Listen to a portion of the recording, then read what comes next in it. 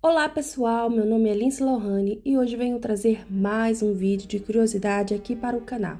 Lembrando que esse aqui é a parte 2 sobre a religião egípcia.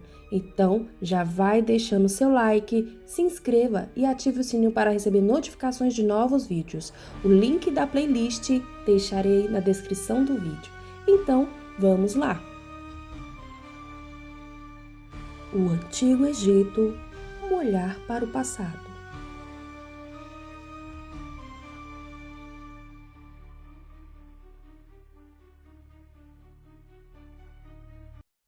É importante lembrar que a atitude dos antigos egípcios com relação à morte foi influenciada por sua crença na imortalidade. Eles consideravam a morte uma interrupção temporária, em vez de fim eterno da vida. Assim, para garantir a continuidade da vida depois da morte, as pessoas prestavam homenagem aos deuses, tanto durante quanto após sua vida na Terra. Então, quando morriam, eram mumificadas para que a alma voltasse ao corpo, dando-lhe fôlego e vida.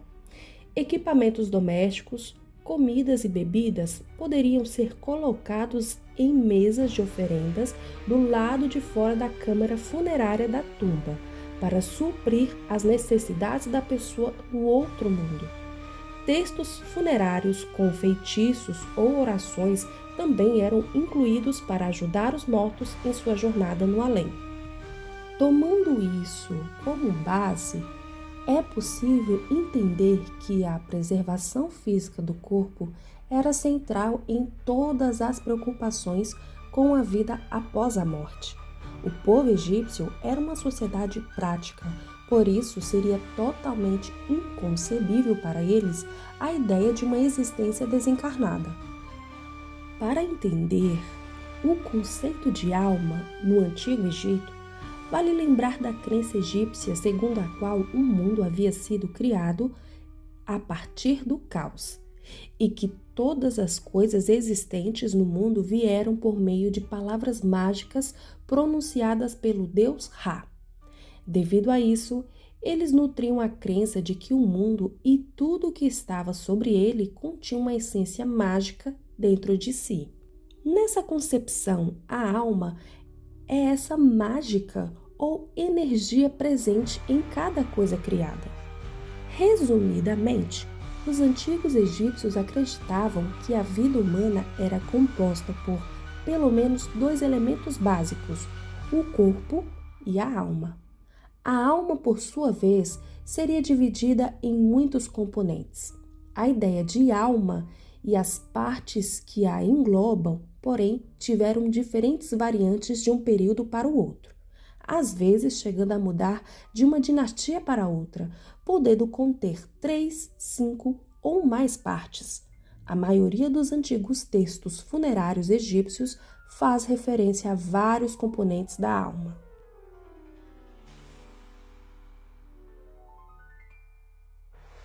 O Livro dos Mortos é um antigo texto funerário composto por uma coleção de feitiços criados pelos egípcios para auxiliar a alma do falecido a navegar e a enfrentar os desafios pelos quais passaria na vida após a morte, até alcançar a eternidade. Eles imaginavam que após a morte, a alma fazia uma espécie de jornada pelo Duat, o submundo, até chegar ao Aro, um tipo de paraíso. Tal jornada, no entanto, era bastante perigosa, contendo vários obstáculos, sendo para isso necessário a ajuda da magia. Tecnicamente, o termo Livro dos Mortos é uma nomenclatura moderna. Os antigos egípcios se referiam a esse conjunto de textos como Hunu Peret Enheru, que significa declarações para aparecer de dia. A razão desse nome apoia-se na crença egípcia, segundo a qual o ocaso equivale ao raiar do sol no mundo dos mortos. Assim, estar vivo após a morte é poder desfrutar do brilho solar eternamente.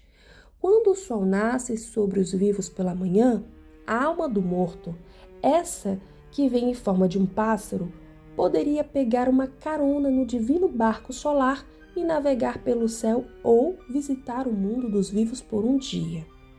Apesar de o termo livro ser usado para designar esse documento, o que nos leva a pensar em uma história ou em um texto produzido por um único autor e reimpresso repetidamente da mesma forma.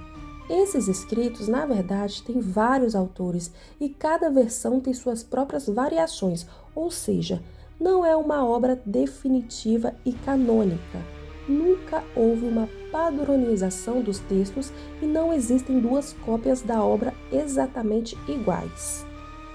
Eles foram criados especificamente para cada indivíduo que tivesse condições de comprar um. Por isso, o livro era personalizado com o nome do comprador, e quanto mais abastada fosse a pessoa, mais condições ela teria de adquirir um livro com maior número de feitiços.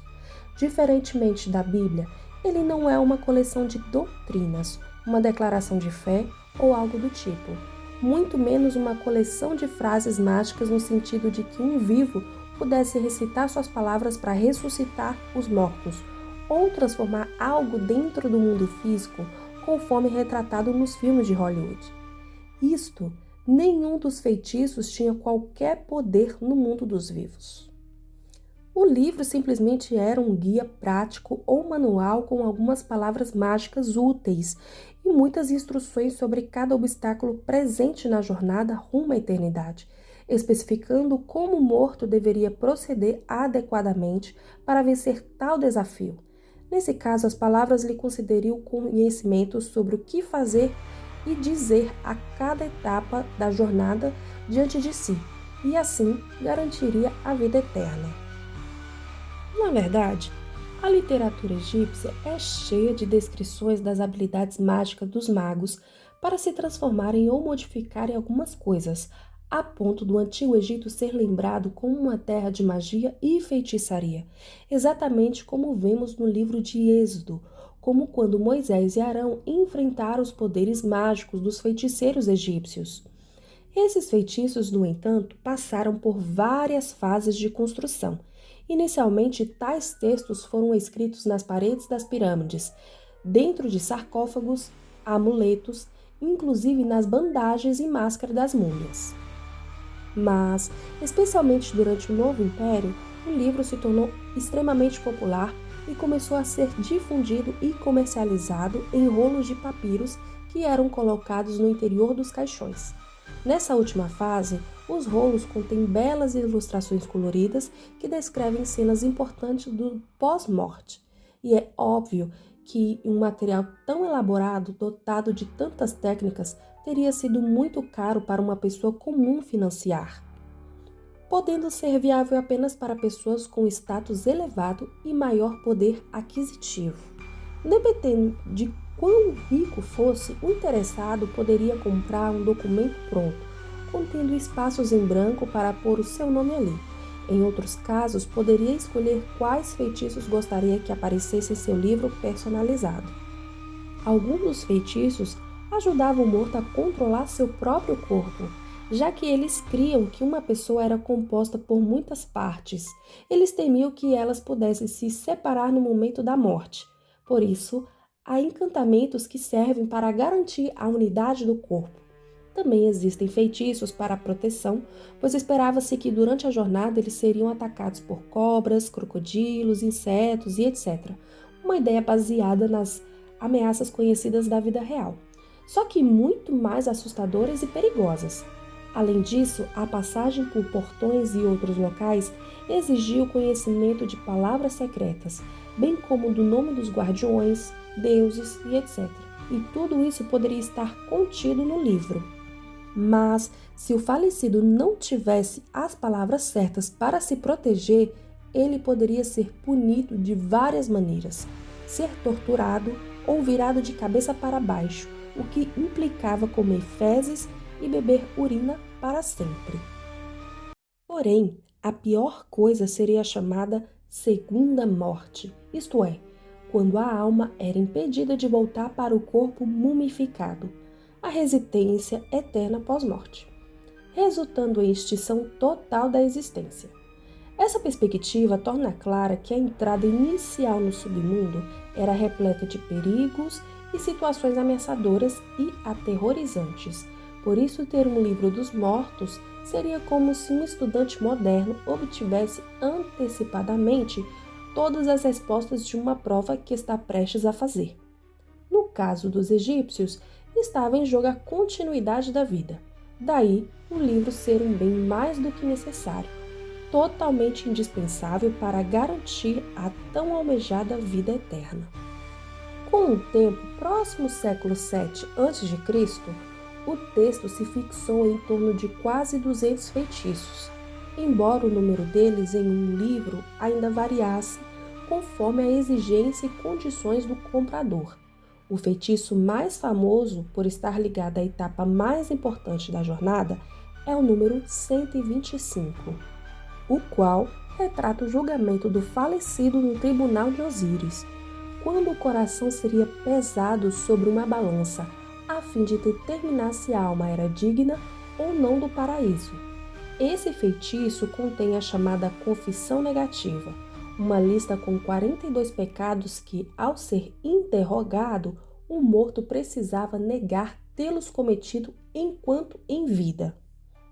Curiosamente, com exceção dos mandamentos 1, 2, 4 e 5 dos 10 mandamentos de Êxodo 20, que é ter um único Deus, não adorar imagens, guardar os sábados e honrar pai e mãe, as mesmas regras morais, de forma muito similar, podem ser encontrados no rol de pecados do feitiço 125, juntamente com muitas outras leis mencionadas no resto do Pentateuco. Mas antes de traçar qualquer dependência literária entre o Decálogo hebreu e o Livro dos Mortos egípcio, precisamos lembrar que as proibições relativas ao homicídio, adultério, roubo, além de outras regras envolvendo justiça social, são comuns em muitas culturas antigas. Essa semelhança apenas atesta que as leis bíblicas surgiram em um mundo o qual reconhecia uma distinção entre certo e errado em tais áreas da vida humana. Então, surge uma questão. Quão diferente é o sistema egípcio daquilo que as Escrituras nos oferecem? Enquanto o Livro dos Mortos era exatamente isso, um livro para os mortos. A Bíblia é um livro de continuidade de vida para aqueles que estão vivos. Por um lado, o livro egípcio era fortemente elitista, trazendo aflição e desânimo para os menos privilegiados. As Escrituras, contudo, podiam ser acessadas por todos aqueles que estivessem dispostos a dar atenção às suas palavras de verdade e às promessas de esperança. Quantas outras comparações podemos fazer? Apesar de existirem textos que ditem uma conduta desejável para o ser humano e lista de delitos específicos condenados pelo corpo social, nada se compara à palavra de Deus.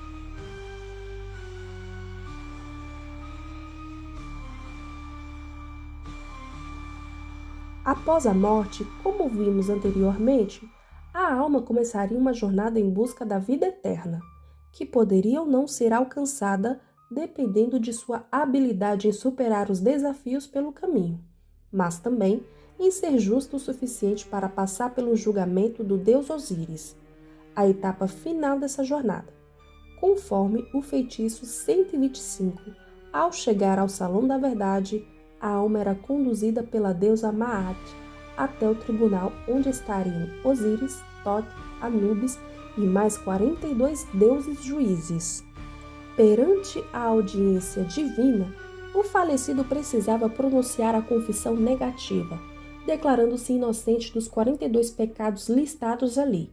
Uma vez que isso era feito, Osíris e as outras divindades conferiam a veracidade da declaração.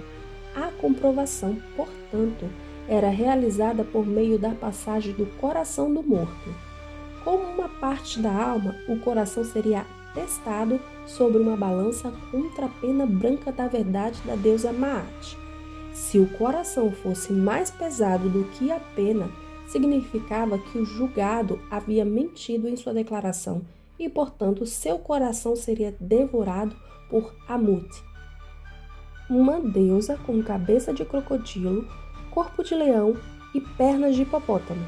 e a alma como todo deixaria de existir para sempre. Porém, se o coração fosse verdadeiro, seu peso se equilibraria com o da pena, e então a alma seria considerada justa e digna de herdar a eternidade. Após o veredito positivo, a alma, por fim, era conduzida a cruzar o Lago dos Lírios para descansar no Aro, o campo dos juncos, onde encontraria tudo o que havia perdido na vida terrena e poderia desfrutar disso eternamente. Segundo todo esse sistema de crença, a morte consistia em um processo no qual a alma se desprendia do corpo, passando para uma nova existência, porém, considerada uma continuação da vida na Terra.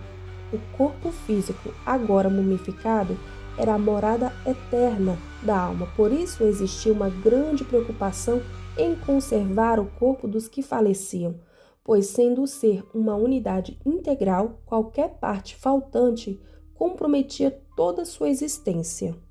Os egípcios desenvolveram várias técnicas de mumificação capazes de preservar um cadáver durante anos e anos a fio. Como vemos, boa parte dessa visão de mundo foi oriunda no mito da morte e ressurreição de Osíris.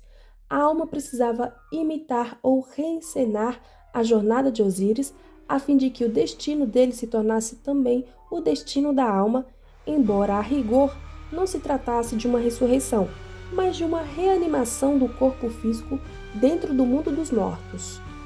Toda essa crença de vida após a morte causou nos egípcios uma verdadeira febre de preservação de coisas materiais para aqueles que morriam, inclusive de seu próprio corpo, por meio da mumificação. Afinal, depois da morte, o defunto poderia desfrutar tudo o que estivesse em seu túmulo. Por isso que, quando Carter descobriu a fantástica tumba de Tutankhamon, viu que ela estava repleta de objetos pessoais do faraó menino. O interessante é que, como acontece hoje em dia, a sociedade dos tempos egípcios era formada por pobres e ricos, mais pobres que ricos. Nem todos tinham condições financeiras de ter uma tumba sofisticada com tudo do bom e do melhor. Então, a solução viera na forma de casinhas de argila modelada com as coisas básicas que uma pessoa normalmente precisaria: pão, água, cama e etc. A primeira dessas casas foi encontrada por Flandres Petrie, datada de 1700 a.C. Ele interpretou que seriam casas da alma, mas hoje muitos egiptólogos entendem como sendo uma forma barata de substituir os grandes túmulos nas camadas menos abastadas da sociedade. Quem não podia ser enterrado no mausoléu chique tinha uma dessas casas para que sua alma pudesse também desfrutar de algum conforto no mundo do além. Outro curioso ritual prescrito no Livro dos Mortos era a cerimônia de abertura da boca. Segundo a crença, antes que uma pessoa pudesse ser julgada pelos deuses, ela precisava ser despertada para a vida espiritual, por meio de uma série de ritos funerários destinados a reanimar seus restos mumificados na vida após a morte, assim como Ísis fizera com Osíris. Esse ritual, que presumivelmente teria sido realizado durante o enterro, destinava-se a reanimar cada seção do corpo, sentidos, cabeça, membros e etc., para que o corpo espiritual pudesse estar consciente e se mover na vida após a morte. Por meio desse rito, acreditavam ser possível devolver ao defunto uma estátua que o representasse, os sentidos de olfato, paladar, visão e audição, de modo que o falecido pudessem participar da vida por meio de uma imagem, por exemplo. A existência desse ritual é comprovada desde a época do Antigo Império, tendo sido realizado até o período romano. Os textos das pirâmides, de caráter funerário mais antigo entre os egípcios, já apresentavam várias fórmulas a serem recitados pelos sacerdotes durante essa cerimônia, a qual era bastante elaborada, podendo durar vários dias, caso se realizasse num defunto oriundo da classe abastada. Era conduzida pelos sacerdotes e frequentemente pelo filho mais velho do falecido. Ao olhar todo o rigor e cuidado dos egípcios pelos corpos de seus mortos, especialmente os ricos mortos, não podemos deixar de pensar no que se passava na mente de um hebreu fiel à revelação do Deus de Abraão e preso no Egito. Alguém talvez como José, ao chegar à terra dos faraós, o choque cultural com suas próprias crenças foi algo bastante desafiador, muito diferente da tradição abraâmica. A Bíblia, por outro lado, é totalmente oposta a tudo isso que acabamos de ver.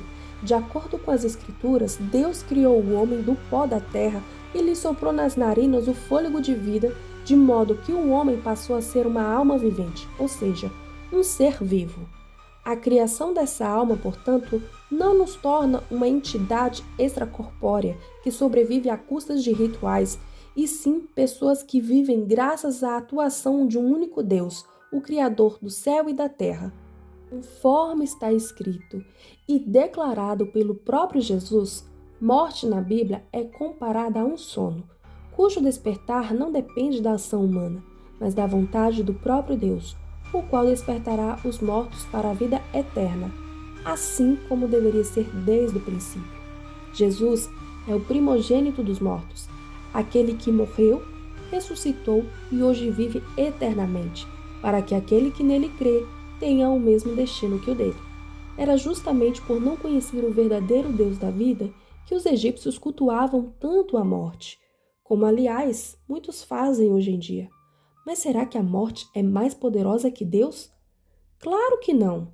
Como poderia a morte ser mais forte que o Deus Todo-Poderoso?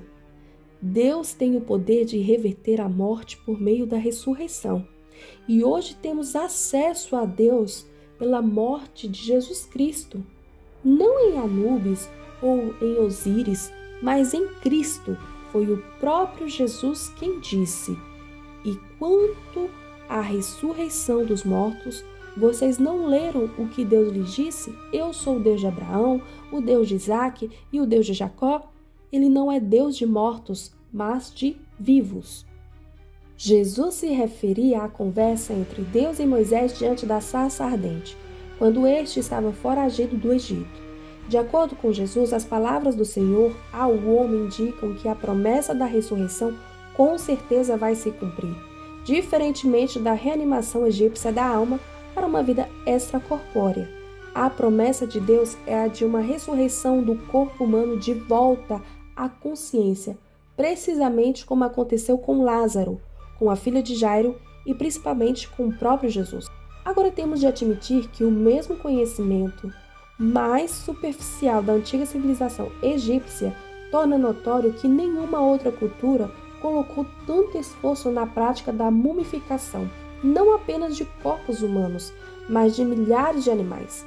Nenhuma outra sociedade deixou para trás túmulos tão complexos e enormes como as pirâmides de Gizé, e para nenhum outro povo a construção de túmulos foi mais importante do que as construções de casas e palácios. Quem mais fabricou sarcófagos tão sofisticados e bonitos? Que outra nação desenvolveu uma escrita tão excepcional, rica em detalhes, cuja literatura ilustra dramaticamente o destino da alma sobre a morte? Sem dúvida, somente o Egito.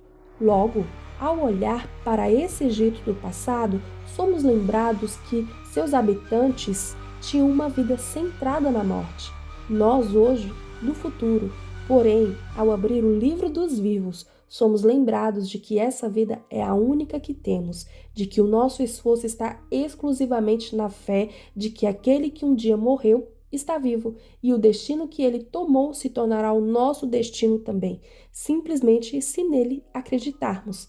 Não depende de uma imitação do que ele fez, nem da que tenhamos ou precisamos fazer para ele, mas de uma promessa que ele nos deixou, uma palavra que transforma corações de um jeito que nenhum feitiço jamais conseguiu. Sua verdade está disponível a qualquer um, em qualquer lugar e em qualquer momento. Então é isso, pessoal. Gostou do vídeo? Então deixe seu like, comente, compartilhe e se inscreva. Lembrando que já tem outros vídeos aqui falando sobre o Antigo Egito.